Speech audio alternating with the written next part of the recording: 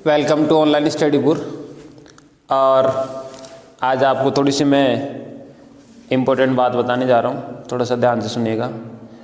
आप चाहे 10th class में पढ़ते हो या फिर 12th क्लास में, आप लोगों ने RBSC बोर्ड का फॉर्म भर दिया होगा।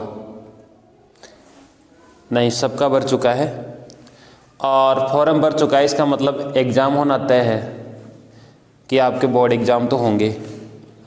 और आपने पिछला अनुभव भी आप महसूस कर सकते हो कि पीछे जो 10वीं क्लास के और 12वीं क्लास के कुछ बोर्ड एग्ज़ाम्स रह गए थे और कोरोना का जो कहर है वो बुरी तरह से अपने ऊपर बरस रहा था। उसके बावजूद भी 2 से 3 महीने का समय निकालने के बाद भी 10वीं और 12वीं क्लास के बोर्ड एग्ज़ाम हुए थे, क्योंकि बोर्ड एग्ज़ाम्स को पोस्टपोन नहीं, वो कैंसिल नहीं किया जा सकता, केवल पोस्टपोन किया जा सकता है, मतलब आगे बढ़ाया जा सकता है, केवल निरस्त नहीं किया जा सकता, रद्द नहीं किया जा सकता। क्योंकि अगर कक्षा 10 और 12 के बोर्ड एग्ज़ाम्स को रद्द किया जाता है तो कैंसिल किए जाने वाले सत्र में, जिस सत्र में बोर्ड एग्ज़ाम्स को कैंसिल किया जाता है ना, उस सत्र में पढ़ने वाले बच्चों के साथ हमेशा के लिए एक समस्या खड़ी हो जाती है। इसलिए बोर्ड की परीक्षाओं को कैंसिल रद्द नहीं किया जा सकता। और इसलिए आपके 2020-21 के जो फॉर्म है वो भरे जा चुके हैं। और इसका मतलब है कि जो सत्र 2020-21 है उसके बोर्ड परीक्षा होना तय है। और ये हो सकता है कि हर बार मार्च में होते थे तो 1 महीने या 2 महीने थोड़ा सा देरी से हो सकते हैं, लेकिन होंगे ज़रूर।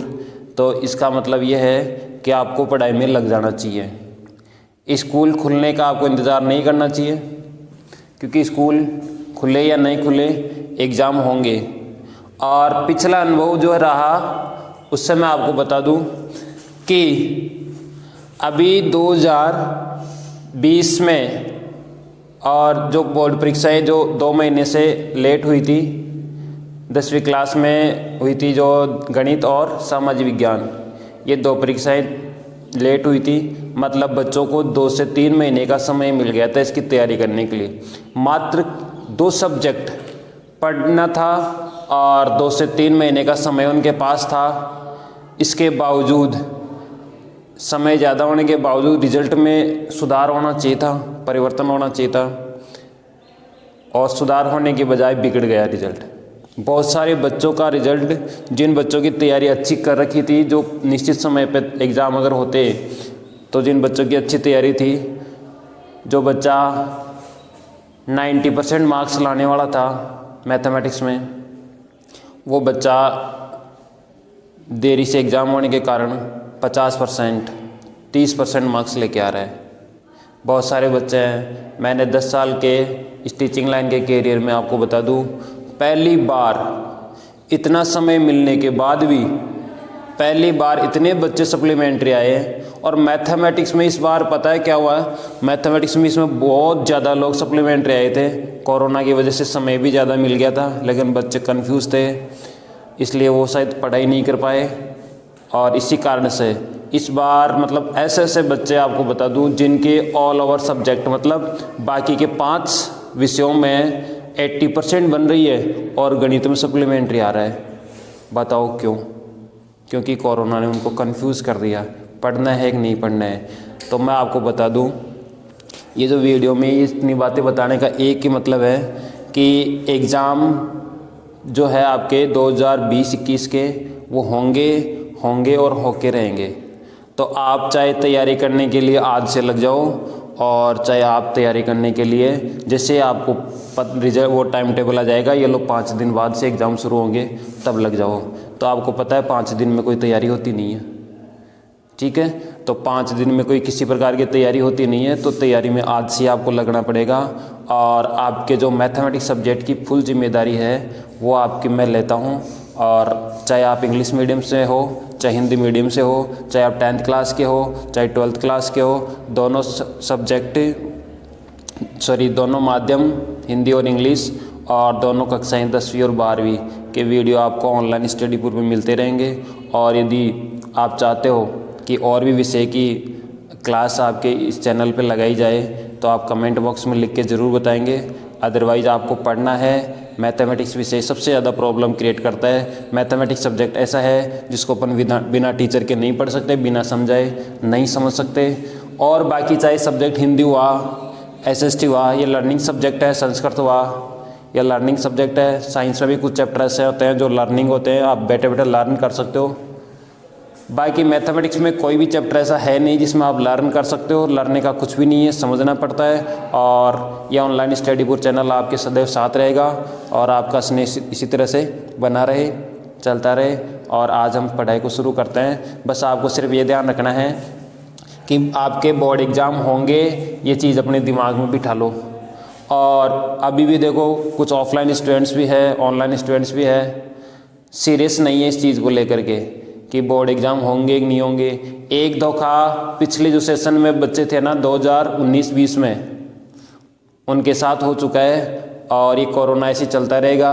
ये कोरोना ना जाने क्या है क्या नहीं है, पता ही नहीं है। अभी राज्य सरकारों को, सेंट्रल गवर्नमेंट को, उनको भी पता नहीं है, डॉक्टर्स लोगों को भी पता नहीं है ये कोरोना है या बीमारी। तो इसके चक्कर में बहुत सारे लोगों को बहुत ज़्यादा फ़ायदा हुआ है और बहुत लोगों को नुकसान भी हुआ है। और इसके साथ साथ सिर्फ आप अपने टारगेट में लग जाओ कि अपने को सिर्फ पढ़ाई करनी है। आप 10वीं क्लास में हैं, 12वीं क्लास में हैं तो आपको पढ़ना होगा, तैयारी आज से शुरू करनी होगी। जो ऑफलाइन स्टूडेंट पढ़ रहे हैं उनको भी ये बताना चाहूँगा कि बड़े जुनून के साथ लग जाओ, क्योंकि अब आपको तैयारी करनी है मतलब करनी है।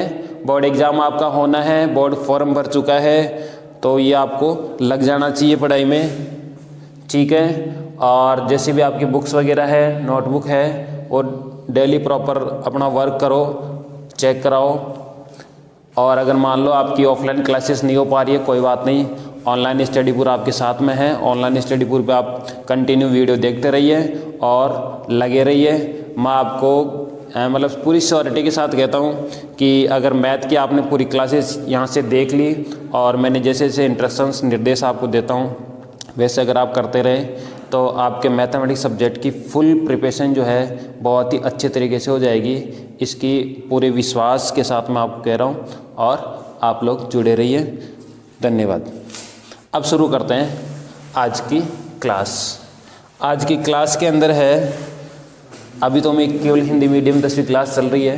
मंडे से, मतलब ये जो तारीख आ रही है आपको मैं बता दूँ, मंडे को आज हो गई है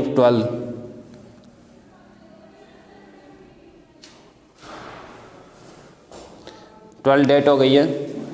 और जो नेक्स्ट मंडे आ रहा है दिसंबर का, इसी मंडे से आपको इंग्लिश मीडियम और 10th-12th हिंदी मीडियम और इंग्लिश मीडियम 10th-12th दोनों माध्यम में, दोनों मीडियम में और दोनों क्लासेस के वीडियो मिलते रहेंगे बराबर।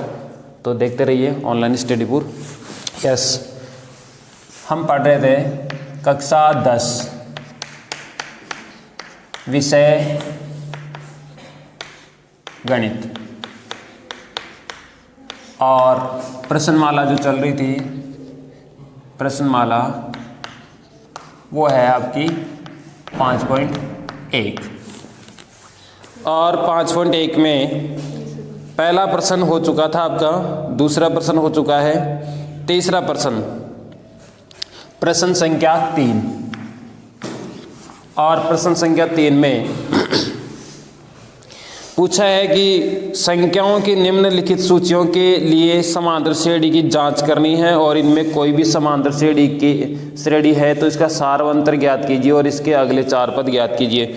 एक बात आपको विशेष में बता देना चाहता हूँ, मैथमेटिक्स को समझने के लिए सबसे पहला पॉइंट ये है कि जब टीचर आपको कोई क्वेश्चन आपको हल करवाने जा रहे हैं उससे पहले आप क्वेश्चन को अच्छे से समझ लो, 2-3 बार पढ़ लो, क्योंकि आपको जब किसी चीज़ का ये पता नहीं रहेगा कि अपने को जानना क्या है तो फिर आपको आके चाहे कोई कुछ भी बताए उसका कोई फायदा नहीं है, क्योंकि पहले आपको जिज्ञासा तो आप में होनी चाहिए कि जानना क्या है। तो जानने के लिए प्रश्न जब पढ़ लोगे, भाई इस प्रश्न में ये तो दे रखा है, ये निकालना है, तो फिर आप खुद देखो क्या हम ये कर सकते हैं। और अगर आपको लगता है कि हाँ मैं नहीं कर सकता, अगर कर सकता हूँ तो आप करके सॉल्व और बैठ सकते हो। बाकी अगर आप नहीं कर सकते तो फिर आप में जिज्ञासा रहेगी कि कैसे होगा हल, और उसको जानने के लिए फिर जैसे आपके सामने अध्यापक जी आपको बताते रहते हैं, आपके जो शिक्षक है वो आपको बताएंगे, उस टाइम पे आपको मतलब जुनून होना चाहिए, जिज्ञासा होनी चाहिए जानने की, देखो कैसे सॉल्व करते हैं। तो ऐसे अगर ट्रिक आप अपनाओगे तो जल्दी समझ में आएगा। तो प्रश्न को पढ़ लो। प्रश्न में देखो इसमें ये कहा है कि एक श्रेणी दी हुई है और श्रेणी के अंदर आपको पहले तो ये पता करना है कि समांतर श्रेणी है कि नहीं है, और समांतर श्रेणी है तो उसके आगे के 4 पद ज्ञात करने हैं। आगे कितने पद ज्ञात करने हैं? 4 पद ज्ञात करने हैं। इसका सारवंत्र ज्ञात करो और इसके अगले 4 पद ज्ञात करना है। तो देखो पहला क्वेश्चन है 2, 5/2, 3 और 7/2। इसका पहला भाग है 2, 5/2, 3 और 7/2। ये लो, ये प्रश्न है। अब इसमें हमने अपने को करना क्या है? पहले तो ये पता करना है कि ये समांतर श्रेणी है कि नहीं है। पहले क्या पता करना है? समांतर श्रेणी है कि नहीं है। और उसके बाद अगर समांतर श्रेणी है तो उसका सारवंत्र बताना है, और सारवंत्र बताने के बाद भी इसके आगे के 4 पद याद करने हैं। मतलब अपने को पहला, दूसरा, तीसरा, चौथा दे दिया। अब आगे वाले 4 कौन से होंगे? 5वां, 6वां, 7वां और 8वां। ठीक है, तो देखो कैसे ज्ञात करेंगे।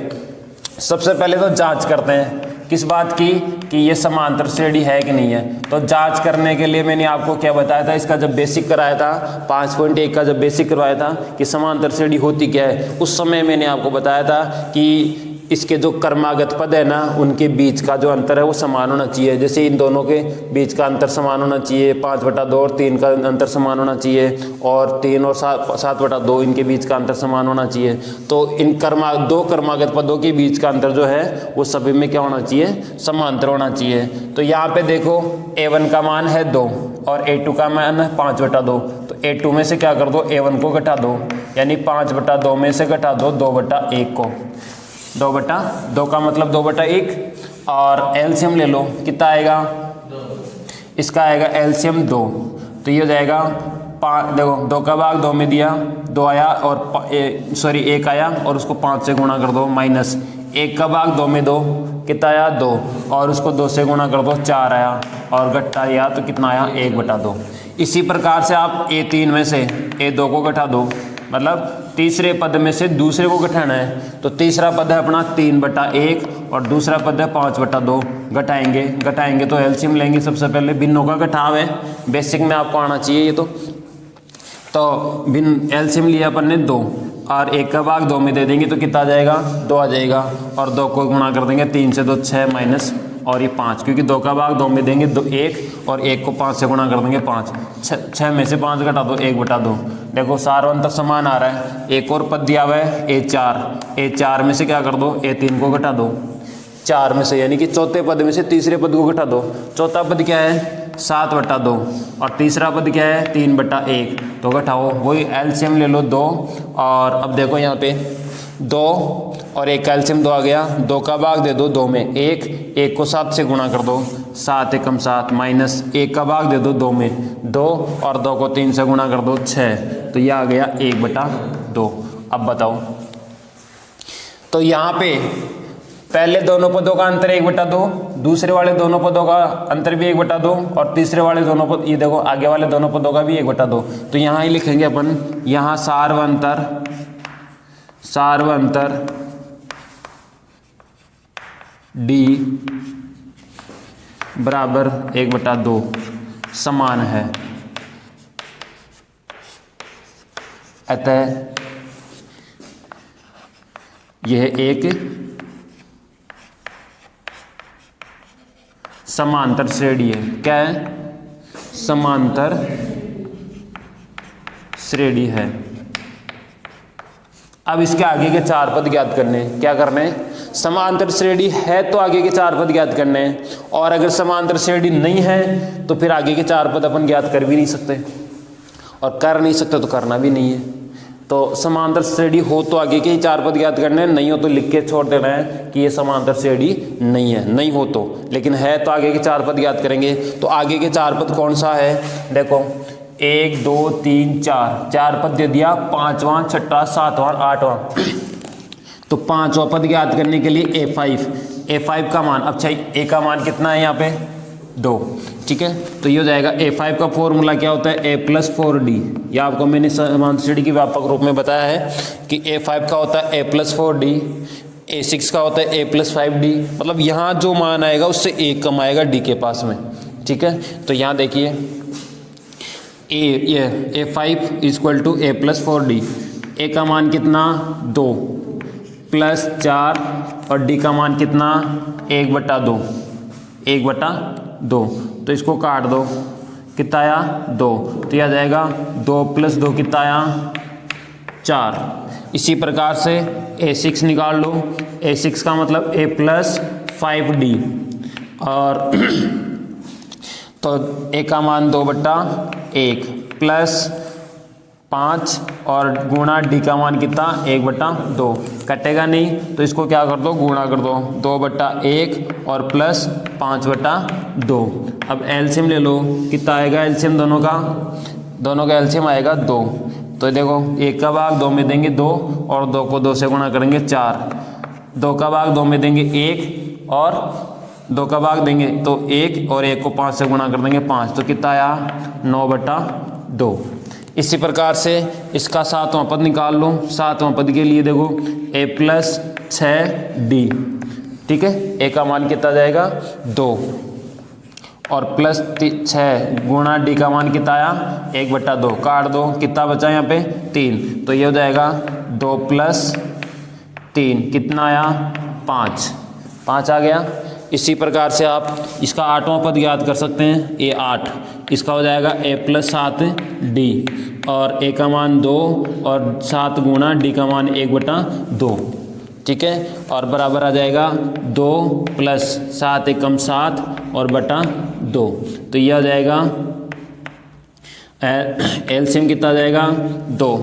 तो यहाँ से देखिए 2 दूनी 4, 4 + 7 तो ये कितना हो जाएगा 11/2।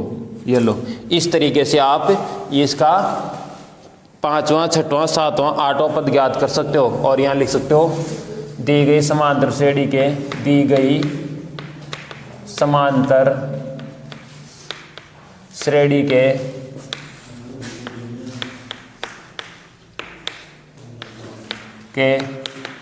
आगे के 4 पद कौन कौन से होंगे। यहाँ से देखो 4 और 9/2, ठीक है, और 5 और उसके बाद 11/2। इस तरीके से अगर आप इस प्रश्न को हल कर देते हो तो मैं फुल चैलेंज के साथ कह रहा हूँ आपका कोई नंबर काटने की सोच भी नहीं सकता। काटना तो बहुत दूर की बात है, सोच भी नहीं सकते कि इनकी बच्चों के मतलब इसके नंबर काटे जाएं। तो आप इस तरीके से इस कंप्लीट क्वेश्चन को हल करेंगे और नोट डाउन करें इसको आराम से।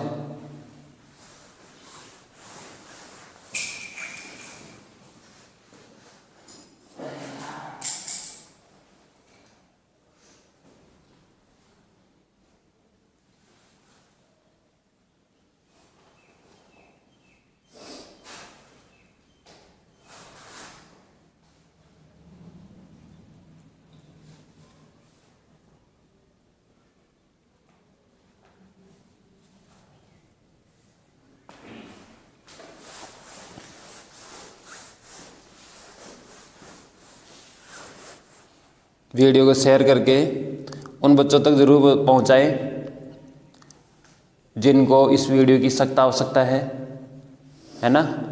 और लगे रहिए, देखते रहिए ऑनलाइन स्टडी पर।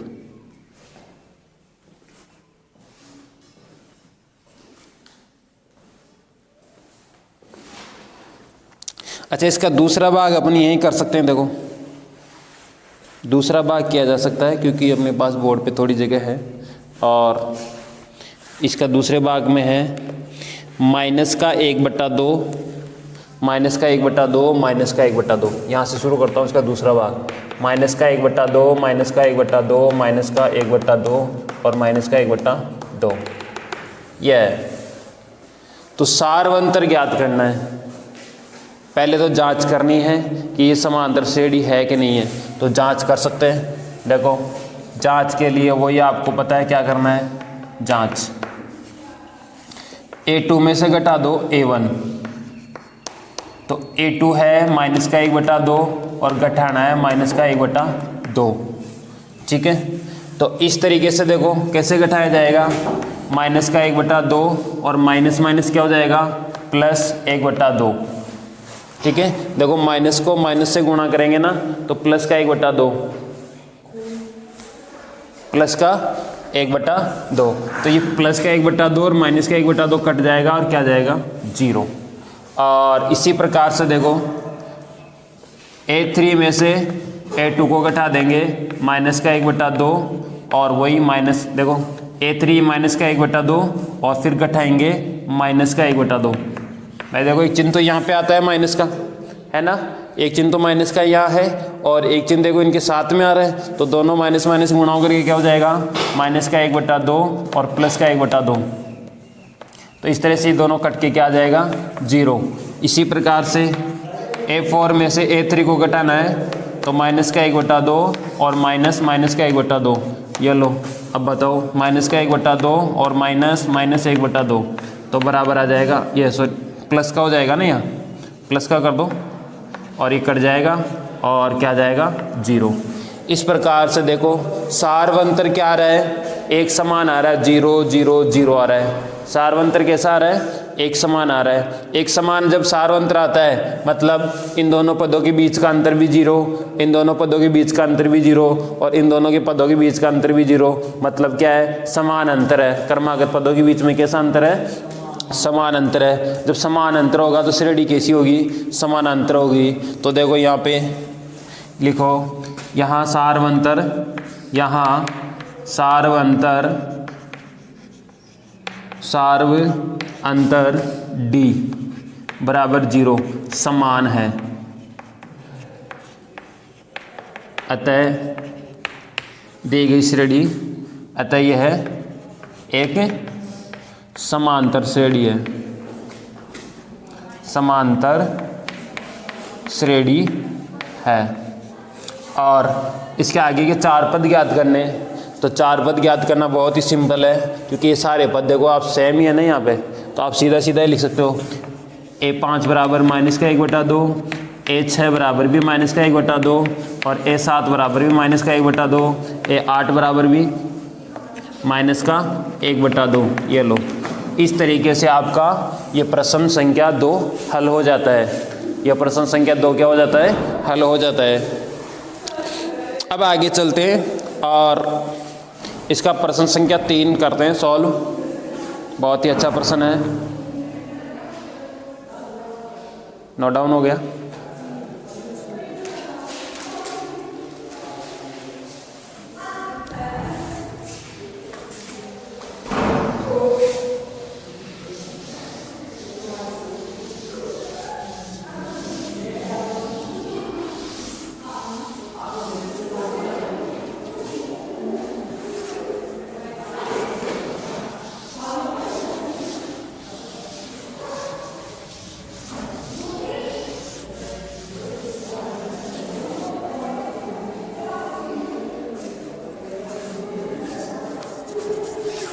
यस, तो इसका प्रश्न संख्या 3 है, a² a³ और a⁴। प्रश्न संख्या 3, a² a⁴ a⁴, ये लो, ठीक है। और अब देखो जांच करनी है। जांच में आपको मैं बता देता हूँ, वही सिस्टम अपना कि A2 में से क्या घटा दो, A1, यानी कि दूसरे पद में से पहला पद घटा दो, A की घात और A। अब आप लोगों को, बहुत सारे बच्चों को यहाँ घटाने में प्रॉब्लम आती है ना, कि A की घात 2 में से A को घटा दे तो A बच जाएगा क्या, नहीं बचेगा, क्योंकि घटाने के लिए देखो बेसिक चीज़ें, इसमें बेसिक वीडियो आएगा और आपको देखना होगा, तो उसमें आपको मैं बता दूं, ये होता है बीजीय व्यंजकों का गठाना। बीजीय व्यंजकों का गठाना आपको आना चाहिए। मैंने एक वीडियो बनाया था, उसमें कहा था कि गणित को पढ़ने के लिए आपको 4 ही चीज़ें सीखनी है, जोड़, बाकी, गुणा, भाग। अब जोड़ भी 4 प्रकार के होते हैं, बाकी गुणा भाग सब 4 प्रकार के होते हैं, सिंपल वाले, दशमलव वाले, भिन्न वाले और बीजीय व्यंजकों वाले। तो देखो यहाँ बीजीय व्यंजकों का गठाव आना चाहिए, बीजीय व्यंजकों का क्या आना चाहिए, गठाना आना चाहिए। अब बीजीय व्यंजकों को गठाने के लिए देखो पहली शर्त क्या है, मैं आपको बता दूं यहाँ पे कि a² - a है, तो यहाँ गठाने, जैसे यहाँ पे होता है कि 3x में से अगर 2x को घटा दें तो x बच जाता है, 1x बच जाता है। क्यों? क्योंकि यहाँ पे जो चरराशि है ना वो, और यहाँ पे जो चरराशि वो एक समान है, और एक समान होने के साथ साथ इसकी घातें भी देखो एक समान है। मान लो आपको दे दिया 3x² और इसमें से घटाना है 2x², तो अपन घटा सकते हैं। क्यों? इसका हो जाएगा x²। मान लो आपको दे दिया 5xy और घटाने के लिए दे दिया 3xy, तो इसको घटा के अपन क्या लिखेंगे, 2xy। क्या लिखेंगे, 2xy। क्योंकि देखो यहाँ जो चरराशि और उनकी घातें हैं, यहाँ चरराशि और उनकी घातें हैं वो कैसी है, एक समान है।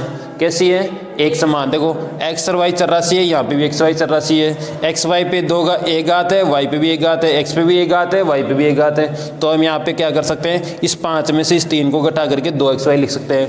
यहाँ पे देखो चरराशि समान है और उसके ऊपर वाली घात समान है, तो इस तरीके से हम क्या कर सकते हैं, अचर पदों में इनको घटा सकते हैं। और क्या कर सकते हैं, 1x²। एक को किसी भी चरराशि के आगे लिखा नहीं जाता, लिख के दिखाया नहीं जाता है, ठीक है। इस प्रकार से देखो, अब यहाँ देखो क्या घटा सकते हैं इसको, यहाँ कितनी घात, देखो चरराशि तो दोनों समान है, लेकिन यहाँ कितनी घात है, 2, और यहाँ कितनी घात है, 1। घातें समान नहीं है, तो ध्यान रखना, बीजीय व्यंजकों का योगफल या व्यवकलन, जिसको अपन घटाना बोलते हैं, व्यवकलन को क्या बोलते हैं, घटाना बोलते हैं। तो बीजीय व्यंजकों के योगफल में और व्यवकलन में घटाने और जोड़ने के लिए उनकी जो चरराशि होती है ना, उनके ऊपर घात एक समान होनी चाहिए और चरराशि समान होनी चाहिए। मान लो जैसे यहाँ पे है 5x² माइनस का 3xy दे दिया, तो क्या हम इसको घटा सकते हैं, इनको नहीं घटा सकते। क्यों? क्योंकि देखो यहाँ पे और यहाँ पे x और y चरराशि तो समान है, लेकिन यहाँ x पे 2 घात है, यहाँ x पे 1 घात है। बताओ, नहीं घटा सकते इनको, क्योंकि घटाने और जोड़ने के लिए चरराशि समान होनी चाहिए और उन पे जो लगी हुई घातें हैं वो एक समान होनी चाहिए, तभी अपन घटा सकते हैं, अदरवाइज नहीं घटा सकते। तो देखो यहाँ पे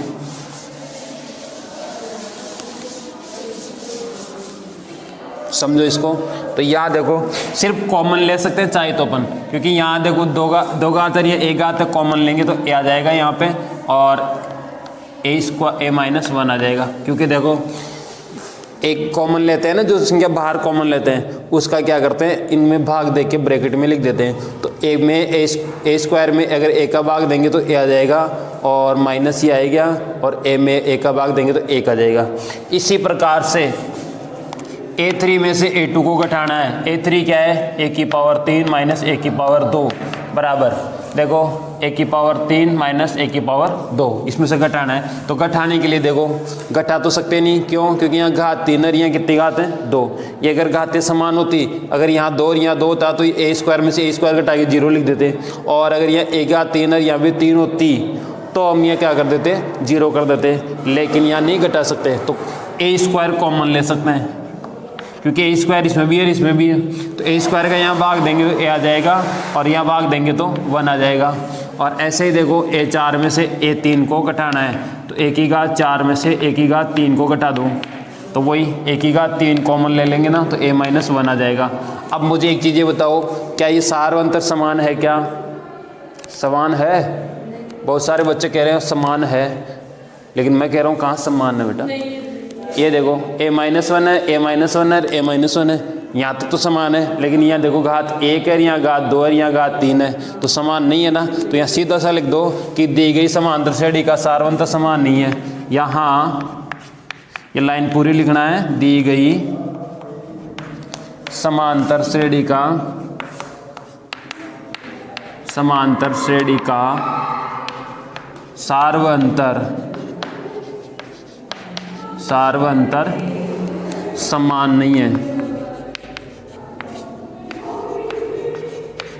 नहीं है, अतः यह एक दी गई समांतर श्रेणी नहीं, सॉरी यहाँ दी गई श्रेणी लिखो, क्योंकि ये श्रेणी तो दी है अपने को, समांतर श्रेणी थोड़ी ना दी है, तो यहाँ दी गई। ये गलती करके मैं आपको बताना चाह रहा हूँ कि आपको समझ में आ जाएगा, क्योंकि यहाँ देखो मैंने समांतर श्रेणी लिखा, तो बताओ गलत लिखा ना सही लिखा? गलत लिखा, क्योंकि अपने को ये श्रेणी दी हुई है, श्रेणी की जांच करके अब बताना है। तो देखो ये श्रेणी का जो सार्वअंतर है ना वो समान नहीं है, ये जो श्रेणी अपने को दी हुई है इसका सार्वअंतर समान नहीं है, तो ये एक समांतर श्रेणी नहीं है, तो यह एक समांतर श्रेणी नहीं है। इस तरह से आप ये लिखोगे। अगर मान लो ये 1 नंबर का प्रश्न आता है, अगर 1 नंबर का प्रश्न आपको बोर्ड परीक्षा में आता है, तो अगर आपने यहाँ तक लिख दिया, सीधा डायरेक्ट लिख दिया नहीं, तो आपको पूरे मार्क्स मिले नहीं मिले मुश्किल है। अगर आपने ये पूरा लिख दिया, यहाँ से लिख दिया, फिर जांच लिखा, फिर इस तरह से आपने ये सार्वअंतर निकाला, फिर ये पूरी लाइन यहाँ से यहाँ तक लिखी है, तो फिर मैं फुल चैलेंज के साथ कह सकता हूँ कि आपके मार्क्स काटने के बारे में कोई सोच भी नहीं सकता। काटना तो बहुत दूर की बात है, आपके मार्क्स काटने के बारे में कोई सोच भी नहीं सकता है। तो इस तरह से परफेक्ट तरीके से सॉल्यूशन दीजिए और परफेक्ट मार्क्स, परफेक्ट अंक लेते जाइए।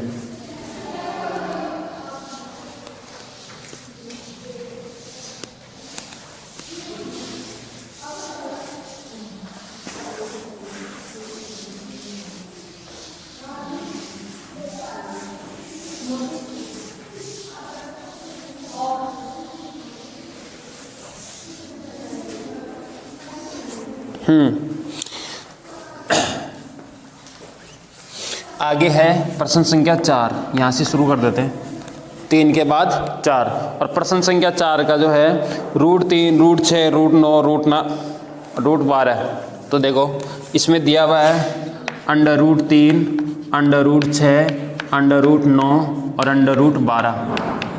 ठीक है, चाहे तो इसको अपन थोड़ा सा परिवर्तन कर सकते हैं इसके अंदर, और वो ये है कि ये √3 है, ठीक है, ये √6 है तो √6 का 6 रहेगा, इसमें कोई चेंजेस नहीं होगा। इसको ज़रूर अपन क्या कर सकते हैं, 3 कर सकते हैं। बताओ 9 का वर्गमूल 3 होता है कि नहीं होता? होता है। और इसको क्या कर सकते हैं, 2√3 कर सकते हैं। कैसे कर सकते हैं, थोड़ा सा इधर बता देता हूँ। √12 है ना, इसको क्या कर देंगे अपन, 2 गुणा 2 गुणा 3 लिख देंगे। बताओ 2 दूनी 4, 4 तिया 12, गुणनखंड कर दिए ना। अब गुणनखंड कर दिए तो ये 2 का तो क्या बन गया, जोड़ा बन गया। और जिसका जोड़ा बन जाता है उसके 2 धक्का निकालो बाहर, है ना। जोड़ा बनते क्या कर हो जाता है, धक्का 2 निकाल दो बाहर। अब जाओ कहीं भी तुम, तो ये लो, इसको दे के धक्का निकाल दिया बाहर, और बाहर होती है ये हो जाते हैं 1। इनमें क्या होता है, 1 जुटता हो जाती है और बोले अपन दोनों एक ही रहेंगे अब। और ये दोनों में से क्या हो जाता है, 1 हो जाता है। और ये अंदर इसका जोड़ा बना नहीं, तो बेचारा अंदर बैठा रहता है, क्या करें, हैं। हाँ, तो 2√3 इस तरह से आ जाता है ये, बस जस्ट आगे। 6 का इसलिए नहीं हुआ, देखो बच्चे पूछ रहे भाई 6 का क्यों नहीं बना, तो देखो 6 का इसलिए नहीं हुआ, ये 6 ना, इसको लिखेंगे 2 गुणा 3, है ना। न तो 2 का जोड़ा बना और न 3 का बना, ना तो 2 का बना ना 3 का बना। तो ये बेचारे जोड़ा बनाने के इंतजार में बैठे हैं अंदर के अंदर ही, है ना। तो ये अंदर ही रहेंगे जब तक इनका जोड़ा नहीं बनेगा, ये अंदर ही रहेंगे, इनका बनेगा भी नहीं। समझ में आ गई बात, पूरी अच्छे से समझ में आई। मैं ज़रूर अपनी तरफ से जितनी अच्छी ज़्यादा समझा सकूँ उतनी कोशिश करूँगा, और आप समझने की कोशिश करेंगे। देखो अब यहाँ से जांच करेंगे, सीधा सा क्या करते हैं, जांच क्या करेंगे, जांच करते हैं। देखो जांच पड़ताल करने के लिए वही सिस्टम अपने पास, दूसरे पद में से पहला पद घटा दो, दूसरे पद में से पहला पद घटा दो, तो दूसरा पद क्या है, रूट का 6, और ये पहला पद क्या है, रूट का 3। तो हम इसमें से नहीं घटा सकते रूट वाली संख्याओं को। देखो ये रूट 6 में से रूट 3 को नहीं घटा सकते। अगर यहाँ रूट 6 और यहाँ भी 6 होता तो घटा देते, यहाँ रूट 3 होता और यहाँ भी 3 होता तो भी घटा सकते थे। तो इसको इतना ही रहने दो। फिर A3 में से A4 को, सॉरी A2 को, यानी कि तीसरे पद में से दूसरे को घटाओ। तीसरा ये रहा, कितना है 3, और माइनस कितना करना है, रूट का 6। ये 3 है और ये रूट 6, नहीं घटा सकते, इसको ऐसे कैसे रहने दो। और इसके बाद देखो चौथे पद में से तीसरा घटा दो। चौथा पद क्या है, 2 रूट 3, इसमें से घटाएंगे क्या, 3। तो इसमें से भी ये 3 नहीं घटा सकते, तो नहीं घटा सकते तो इसको क्या लिखेंगे, बस ऐसे ही। तो यहाँ देखो सारवंतर ये, सारवंतर ये और सारवंतर ये, क्या तीनों सारवंतर एक समान आ रहा है, नहीं आ रहा है। तो क्या लाइन लिखेंगे, सीधी सी बात है, ये लिख देंगे यहाँ दी गई श्रेणी का सारवंतर समान नहीं है। यहाँ लिखता हूँ, यहाँ दी गई श्रेणी का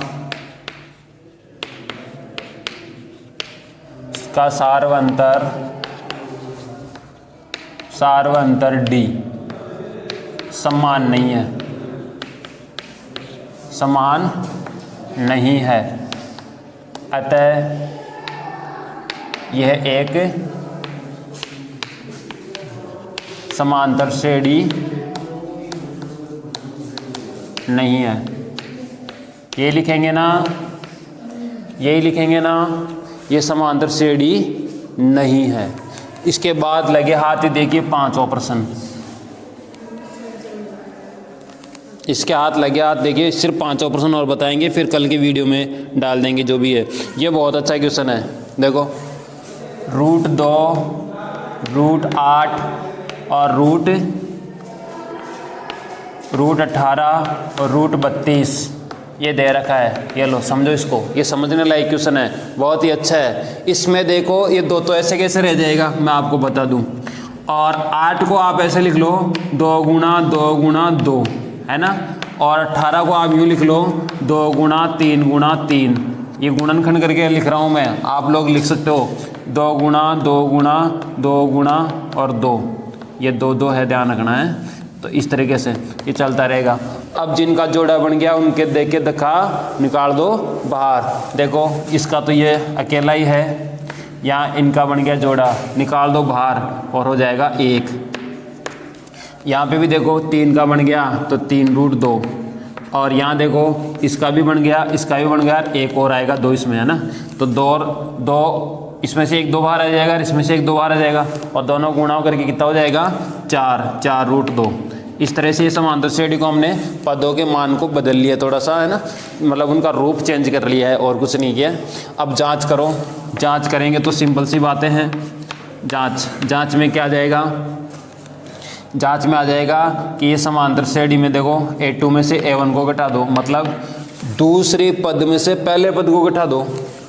तो यहाँ देखो रूट 2 में से अगर 1 रूट 2 को घटा दें तो आपको मैंने बताया था, जैसे 2x में से x को घटाएंगे तो कितना आ जाएगा, x आ जाएगा ना। वैसे यहाँ देखो 2 रूट 2 में से रूट 2 को घटा देंगे तो 1 रूट 2 आ जाएगा। ऐसे ही देखो फिर तीसरे पद में से घटा दो दूसरा पद, क्या कर दो, तीसरे पद में से दूसरा पद घटा दो। तीसरा पद क्या है, ये रहा 3 रूट 2, और उसमें से घटा दो 2 रूट 2, तो यह आ जाएगा 1 केवल रूट 2। और ऐसे ही चौथे पद में से घटा दो तीसरा पद, चौथा पद क्या है 4 रूट 2, उसमें से घटा दो 3 रूट 2, बराबर क्या आएगा रूट 2। देखो 4 रूट 2 में से 3 रूट 2 घटा देंगे तो 1 रूट 2 ही बचेगा ना। तो यहाँ देखो सारवंतर कैसा आ रहा है, रूट 2, यहाँ क्या आ रहा है रूट 2, और यहाँ क्या आ रहा है रूट 2। तो क्या लिखेंगे, दी गई समांतर श्रेणी का सारवंतर, यहाँ लिखेंगे दी गई समांतर श्रेणी का, सॉरी समांतर नहीं आएगा, दी गई श्रेणी का, केवल श्रेणी तो है, दी गई श्रेणी का सार्वंतर डी समान है, अतः यह एक समांतर श्रेणी है। क्या है? समांतर श्रेणी है। अगर ये एक समांतर श्रेणी है तो आगे के अपने को कितने पद ज्ञात करने हैं? 4 पद। तो 4 पद ज्ञात करेंगे अपन, बिल्कुल कर लेंगे। देखो आगे का कौन सा है? 1 2 3 4 दे रखा है, 5वां 6वां 7वां और 8वां पद ज्ञात करना है। 5वां कितना हो जाएगा? 5वां पद हो जाएगा a + 4d। a का मान कितना है? √2। a का मान कितना है? √2 + 4 गुणा d का मान कितना है? √2, है ना।